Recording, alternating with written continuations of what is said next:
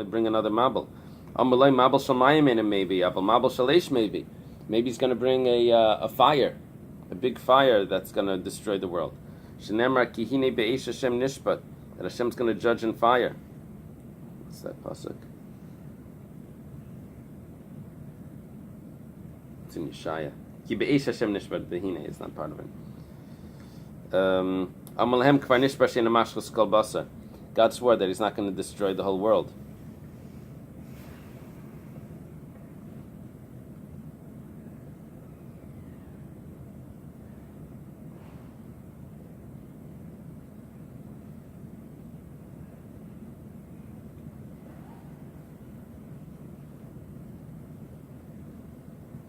This would be a source for the people that don't believe in global warming and all of these things. He said, we don't have to worry, God's gonna... But that's from Bilam. Those that follow the Bilam have this. I don't know if that's... we always heard that God is not going to destroy the world with water. That's what we were taught, no? Right. So they say, okay, He's not going to destroy the world. So what is this commotion that we heard? Genaz of God has a treasure that was hidden. Tough kufayin daladiris. How many generations is that? Tough kuf. So it's 1100. 974. Tough. Tough is 400. Oh, 400, right. So it's 800 plus 100 is 900. 974. 974. How much are we missing from 1,000? 26. So 26. Let's see how that works. And what happens is there were 26.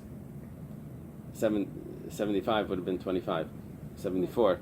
974 plus 26 is 1,000. 1,000. So the 26 generations from Adam until the giving of the Torah, that was 26 generations. But God had a treasure that was hidden 974 generations before the world was created. That's how long before the world was created the Torah existed.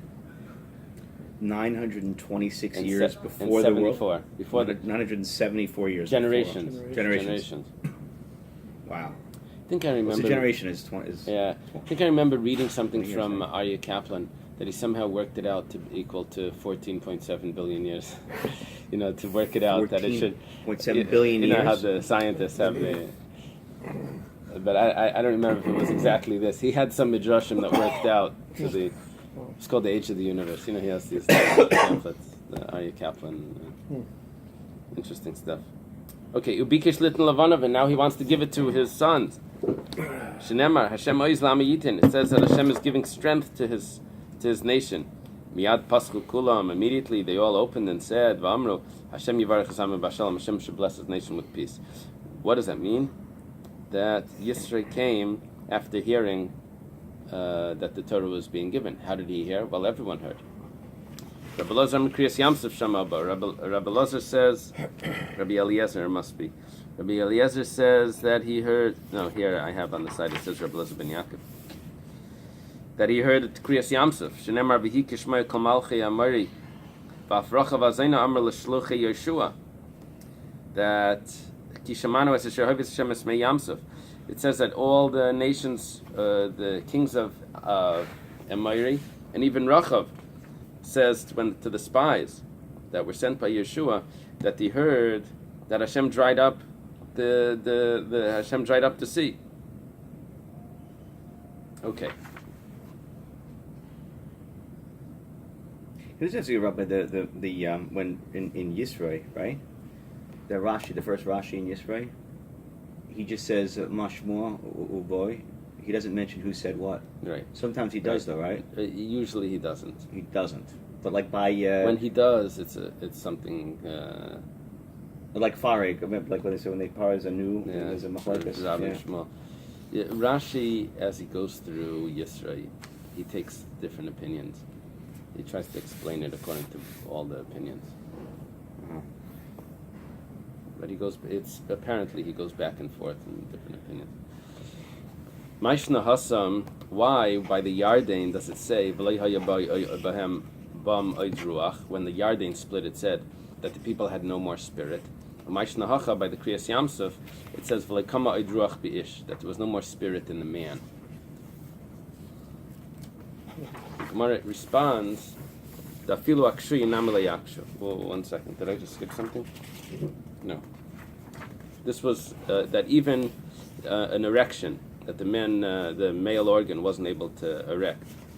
Umina yada, who said this? This is Rachav was telling to the spies. How does she know? The Amar, because the master said, She'ein lecha kol sar v'nagid shlei bal Rachav azayna. There wasn't a single minister, a ruler that didn't live with Rachav hazayna. So, and Yeshua still married her. Yeah. So Amru, they said, Rachav was 10 years old when the Jewish people left Egypt. She was sinning with people, with men, for all 40 years that the Jewish people were in the desert. After 50 years, when she's 50 years old, she converted. Amra, I should be forgiven for the reward of the rope, the window, and the flax.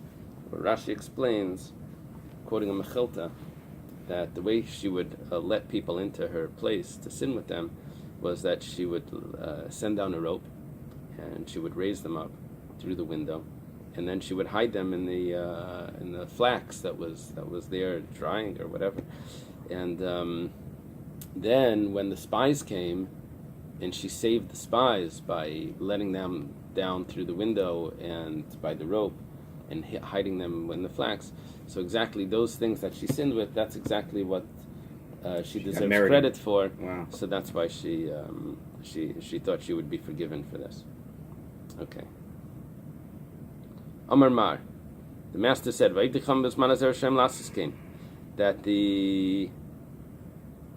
that the non-Jews today are allowed to do this. What are they allowed to do? They're allowed to bring on a bama on a private altar. The Jewish people need to bring all their sacrifice to the temple, but non-Jews can bring on a bama. Who's Mar here?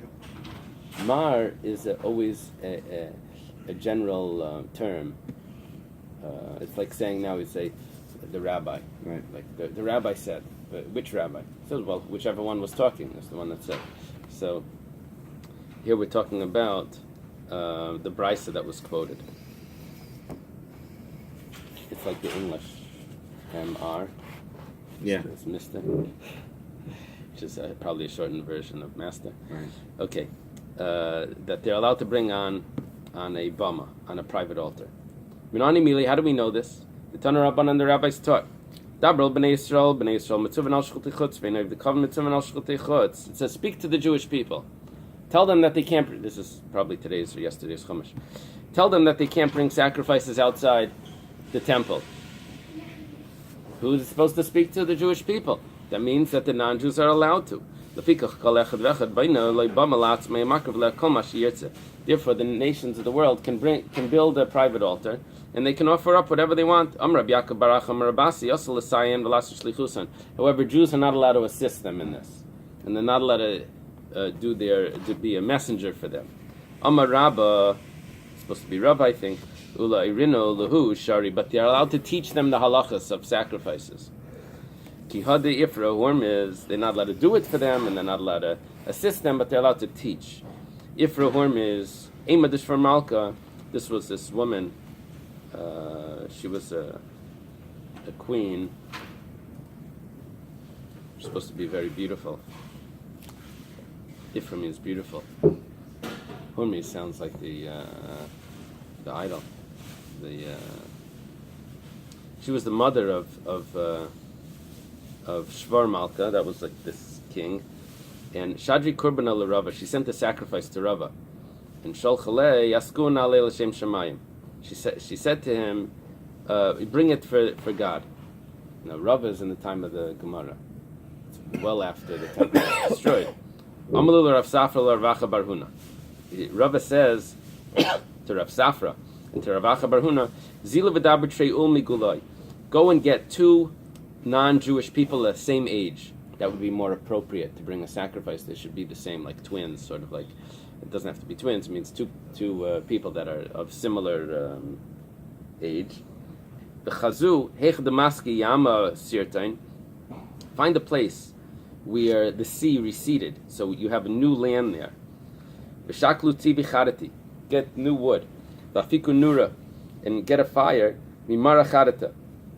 Or Magna Charata, which is from like this new flint stone or something. Vaskun alei l'shem shemayim, and bring a sacrifice there for the sake of heaven. Amalei Abaya Kaman. Abaya says, like who? Like who are you following that you're doing this? Rabbi Elazar ben Shemua. Like Rabbi Elazar ben Shemua. The Tanya, Rabbi Elazar ben Shemua, Rabbi Elazar ben Shemua says, Ma mizbeach shleishtamish behediyah tafetzim shleishtamish behediyah.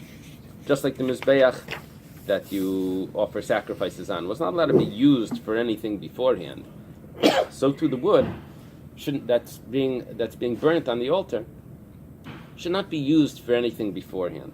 It means you can't take an old thing and burn it and put the sacrifices on it. It has to be fresh wood, cut from the tree. However,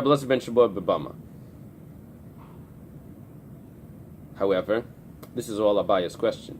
Why are you saying that you need fresh wood? Because you hold like Rabbi Elazar ben Shemua. Rabbi Elazar ben Shemua himself allows that old wood or already used wood on a bama, that you can use that on a bama, on a private altar. And this is a private altar. The Tanya was taught in a brisa. One verse says, "V'iten David la'arnan b'makom shikli zav mishkal sheish meyes."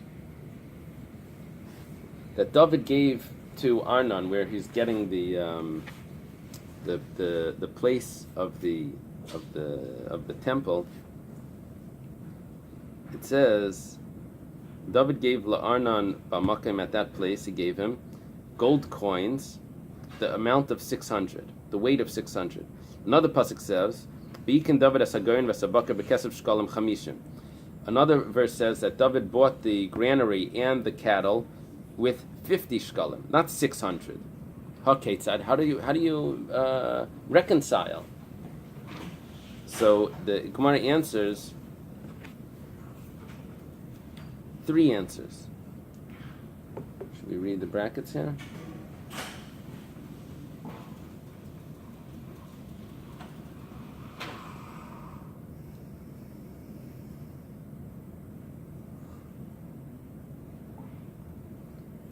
Let's go through the he says, Mikol Shevet Chamishim, Shem Sheshmeas. It's easy. He collects 50 from each tribe. He has 600. 12 tribes. Rabbi Yomi Misham Abi Yosi ben Destoy. Rabbi says in the name of Abi Yosi ben Destoy, Ve'etzim Makam Mizbeach Benon, V'chal Abayas Kula B'Sheshmeas. He bought the wood and the place of the altar for 50, but the whole house was 600. Rabbi Elazar ben Shemua, Bakar ve'etzim ha'makom mizbeach benon, that the cattle and the wood he bought for, and the place of the altar was 50. V'chal bayis kol b'sheish meis. T'ksiv, as it's written in the pasuk, Vayomer Aravna el David. Aravna tells David, Vayal Adoni HaMelech atei beinav, Rei Bakar la'oila, v'amirigin uklei Bakar le'etzim. See that the cattle will be brought as an oila, and the marigim and the instruments for the cattle will be the wood. Okay, what we're seeing is that the instruments that were used for the cattle, whatever the instruments were, that was being used as the wood for the sacrifice. And now, obviously, that wood was used before. We're seeing that you're allowed to use the wood. Rava responds that Hasam Nami B'charati. You think that it was used already? It actually was brand new. Yes, it was put there to instruments for the cattle, but actually it wasn't used there. My Merigan, what is this Merigan that we just skipped over? Amar Ula Mita Shel Tarbel. It's a bed of tarbel. My Mita Shel Tarbel, what is a bed of tarbel? Amar Abaya Iza the Karkasa, the Daishan Disha. Abaya says that it's this plank of wood that has a lot of grooves in it. And when it goes over what's pulled over straw, it cuts the straw into pieces, and it becomes hay for the animals to eat. Amar Abaya Maikra, how do you know this? Brings a pasuk where it says about the victory of the Jewish people over its enemies, that I will make you for a moirag, which that's the piece that we're using here, that's brand new, that has a lot of mouths. That means that it's going to cut through the straw. That's how the Jewish people are going to be victorious over their enemies. Okay, so we know what it is. Makali Rava Lebrei. Rava learned taught his son the book of Shmuel, and he asked the question. These two verses, he posed the contradiction. One says 50, one says 600. How do you reconcile how much he paid for the Beis Hamikdash? He collected 50 from each tribe, which is a total of 600. One verse says that he collected gold, the 600 gold. One says that it was 50 silver. Rather, this is what it means. He collected silver, but it had the weight of 600 gold coins. So he collected silver in the weight of 50 from gold coins from each, and that's.